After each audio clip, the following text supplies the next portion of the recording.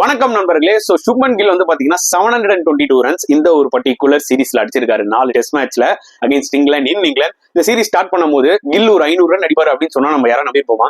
இல்ல அந்த ஒரு நெகட்டிவ் தாட்டை தான் அடிச்சு நொறுக்கிட்டாரு சுப்மன் கில். சோ அவருக்கு ஹியூஜ் கிரெடிட் கொடுத்தாலும் என்னதான் பிளாட் ட்ராக்கா இருந்தாலுமே 722 ரன்ஸ் அடிக்கிறது ஈஸி கிடையாது. ஏன் மத்த பிளேயர்ஸ்லாம் அதை அச்சீவ் பண்ணல? புரியுதா உங்களுக்கு?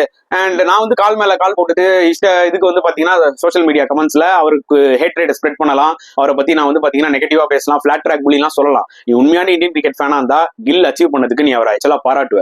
புரியுதா உங்களுக்கு?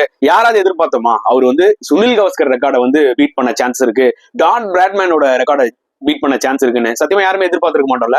அந்த ஒரு ஆப்பர்ச்சுனிட்டி கில்லுக்கு வந்து 50 டெஸ்ட் மேட்ச்ல இருக்குங்க. Just 53 runs away to become a highest run getter in a series as an Indian. Okay, இன்னொரு பக்கம் as a debut captain வந்து பாத்தீங்கன்னா 810 ரன்ஸோ என்னவோ டான் பிராட்மேன் தான் அடிச்சிருக்காரு. அதுக்கு ஜஸ்ட் 89 ரன்ஸ் தான் தேவை கில்லுக்கு. Great chance for him to create history மக்களே.